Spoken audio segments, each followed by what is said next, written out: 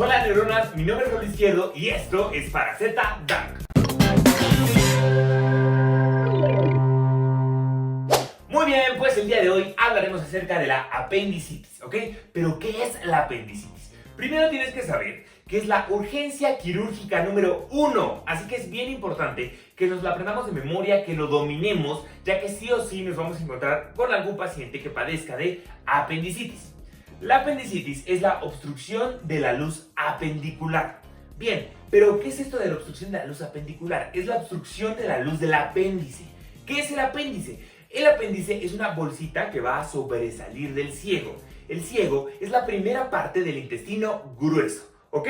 Ahora, en la apendicitis se va a generar una distensión del apéndice con una posterior isquemia y por último una perforación. Esto lo vamos a ir discutiendo un poquito más cuando hablemos de la fisiopatología más adelante en el video, ¿vale? Bien, epidemiológicamente hablando, es muy común en pacientes entre 18 y 35 años. Es muy común en la segunda y tercera década de la vida, ¿vale? Y por último tenemos las causas. ¿Cuáles son las causas más comunes de apendicitis? La principal es la hiperplasia linfoide.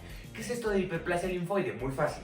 Recordemos que el apéndice es una estructura rica en tejido linfático que se puede inflamar y obstruir pues justamente el apéndice, o sea, la luz apendicular. Esto es muy común en el 60-63% de las veces, es la causa de la apendicitis, ¿vale? Después tenemos los fecalitos, que son bolas de popó duritas que, bueno, literalmente tapan la luz del apéndice. Tenemos los tumores y en algunas literaturas se habla de que también puede ocasionarse por cuerpos extraños y parásitos. Ok, hablemos de la localización más común del apéndice. Por acá les hice un dibujito. Imaginemos que esto es el ciego, ¿ok? Y esto que está por acá es el ilion. Recordemos que les decía que el apéndice es una bolsita que emerge del ciego. ¿Y qué era el ciego? La primera parte del intestino grueso. Bien, y esto que estaba acá es el ilion, recordando que el ilion es la tercera parte del intestino delgado. Recordemos que el intestino delgado se divide en duodeno, yeyuno e ilion, ¿ok? Y el ilion se comunica con el ciego. Bien, ahora, ¿cuáles son las localizaciones más comunes del apéndice? Bien, la primera y principal en un 60-70% de las veces es retrocecal. ¿Qué es esto de retrocecal? Muy fácil, que se va hacia atrás del ciego, ¿vale? La segunda en un 10-15% de las veces es pélvica, es decir, que se va hacia la pelvis. Y en un 2-4% de las veces puede ser preilial o retroilial. ¿Qué significa esto? Preilial significa que va hacia adelante del ilion, ¿ok? Aquí está. Este es un apéndice que es preilial. Y retroilial es que se va hacia atrás del ilion, ¿ok? Si se va atrás del ciego es retrocecal. Si se dirige hacia la pelvis es pélvico. Si está delante del ilion es preilial. Y si está detrás del ilion es retroilial. La más común, y por pregunta de examen casi siempre la preguntan, es ¿cuál es la localización más común del apéndice? Es retrocecal en un 60-70% de las veces. Pues bien, ahora sí se viene lo bueno y es que vamos a comenzar a hablar acerca de la fisiopatología de la apendicitis. Tenemos que entender que esta patología ocurre por sobredistensión del apéndice. Entendamos que el apéndice es una bolsita y esta bolsita lo que hace es producir moco constantemente. Y este moco se libera hacia el ciego. Pero ¿qué pasa si está obstruida? Pues simplemente este moco se va a ir acumulando y el apéndice se va a ir distendiendo hasta que ocurre una sobredistensión. Y aumenta tanto la presión intraluminal que cesa la circulación linfática. Y aquí estamos en la primera fase de la apendicitis, también conocida como fase catarral o congestiva. Bien, entonces, ahora que tenemos un apéndice obstruido, con una presión intraluminal aumentada que produce muchísimo moco, entonces también se va a generar un exudado fibrino purulento. Y entonces, ¿qué va a pasar? Se va a sobredistender aún más, afectando la circulación venosa y entonces cesa la circulación venosa. Entonces ya no tenemos ni circulación linfática ni circulación venosa. Viene la tercera fase, que también es conocida como fase gangrenosa o isquémica. En esta fase, pues entonces entendamos que tenemos un apéndice súper sobredistendido y entonces, ¿qué pasa? Cesa la circulación arterial. Y aquí ya tenemos un problema. ¿Por qué? Porque si no tengo sangre oxigenada, sangre arterial, irrigando un tejido, ¿qué pasa con ese tejido? Se muere, se necrosa y entonces las paredes del apéndice se adelgazan tanto que entonces viene la cuarta fase, que es la fase perforada y es cuando se perfora el apéndice. Esto puede generar que el contenido del apéndice se libere hacia el abdomen, hacia la cavidad abdominal, y entonces pues ocurre una peritonitis, o puede que se encapsule y se genere un plastrón apendicular. Comencemos hablando del cuadro clínico de la apendicitis. Y esto es bien importante de dominar. ¿Por qué? Porque la apendicitis es una patología con un diagnóstico meramente clínico. Si tú entiendes el cuadro clínico de la apendicitis, muy probablemente sepas diagnosticar una apendicitis. Entonces, aquí te voy a dar algunas herramientas. Primero, tenemos el punto de McBurney positivo en la apendicitis. ¿Qué es esto de punto de McBurney? Muy fácil. Tenemos el ombligo y la cresta ilíaca anterosuperior. Aquí vamos a imaginar una línea y esta línea la vamos a dividir en 3 pedazos. En la unión de los 2 tercios que se dirigen del ombligo hacia el tercio que va de la cresta ilíaca anterosuperior, ahí es donde está el punto de McBurney. Si nosotros presionamos y duele, hablamos de un McBurney positivo. Ahora, el dolor de la apendicitis es bien característico y es que empieza en la región epigástrica, pasa después a la región periumbilical y por último viaja hacia la fosa ilíaca derecha, ¿ok? Entonces, epigastrio, región umbilical y por último fosa ilíaca derecha. Y tenemos 2 triadas, la triada de Murphy y la triada de Diarefoy.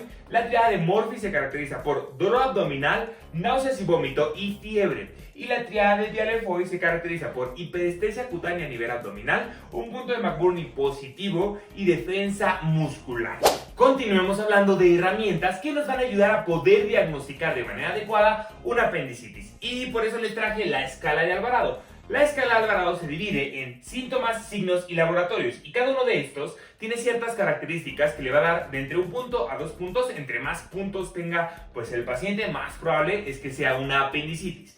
Dentro de los síntomas tenemos migración del dolor a fosa ilíaca derecha, 1 punto, anorexia, 1 punto, náuseas y vómitos, 1 punto. Después, dentro de los signos, dolor en fosa ilíaca derecha, 2 puntos. Signo de Blomberg, 1 punto. ¿Qué es el Blomberg, Raúl? Fácil. Es el dolor que ocurre a la descompresión del abdomen. Yo literalmente agarro, comprimo el abdomen y si al soltar al paciente le duele, o sea, le duele la descompresión del abdomen, eso es un Blomberg positivo. Ojo, esto habla un poquito más de peritonitis y no tanto de apendicitis, pero bueno, lo incluye la escala de Alvarado. Entonces, signo de Blomberg positivo, 1 punto. Fiebre, 1 punto. Y dentro de los laboratorios tenemos la leucocitosis, que le va a dar al paciente 2 puntos, y una desviación a la derecha con una neutrofilia más o menos 75%, 1 punto.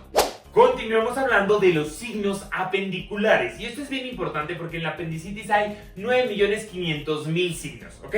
Pero los más importantes, al menos a mi parecer, son 1. La cronología de Murphy, que es este dolor que ya les platiqué, que empieza en el epigastrio, se va hacia la región umbilical y después migra hacia la fosa ilíaca derecha. Después tenemos el signo de Blomberg, un Blomberg positivo, que es este dolor a la descompresión. Ojo, esto no es tan patognomónico de la apendicitis, habla mucho más de la peritonitis. Después tenemos el signo de Robson, que es dolor en la fosa ilíaca derecha cuando presionamos la fosa ilíaca izquierda. Ok, tenemos después el signo de Dunphy, que es este dolor que se genera cuando el paciente hace una maniobra de Valsalva o simplemente le pedimos que tosa. Y después tenemos el signo del obturador, es el dolor que va a ocurrir en la fosa ilíaca derecha cuando lo que hacemos es una flexión de la cadera y una rotación interna. Aquí tenemos el signo del obturador. Y por último el de Chutro, donde simplemente el ombligo se desvía hacia la derecha por contracción abdominal. Ya para terminar el video vamos a hablar acerca del diagnóstico y el tratamiento de la apendicitis, ¿ok?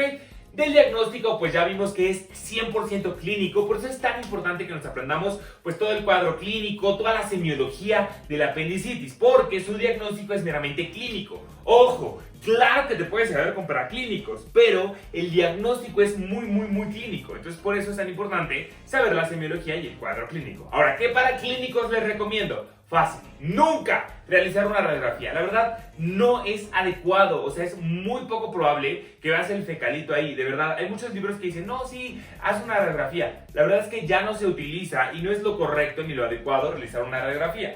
¿Qué sí te recomiendo? A mí me gusta mucho mandar una ecografía o ultrasonido. ¿Por qué? Porque es barato, ¿ok? También puedes hacer una tomografía abdominal y es muy buena y es muy certera, pero es más cara.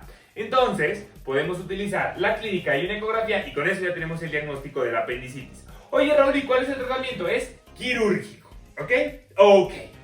Y bueno, neuronas, eso fue todo por el video de hoy. Espero les haya gustado, les haya servido. La verdad me gusta mucho esto de estar haciendo videos ya más constantemente. Me gusta pues leer sus comentarios. Si tienen algún tema que quieran que desarrolle, díganmelo y con gusto pues lo hago. Ahora bien, por favor denle me gusta, suscríbanse al canal, compartan estos videos, me sirve muchísimo, muchísimo, me ayudan bastante. Y bueno, más nada, les deseo mucho éxito en sus carreras, que tengan un excelente, excelente día. Nosotros nos vemos en la siguiente sinapsis.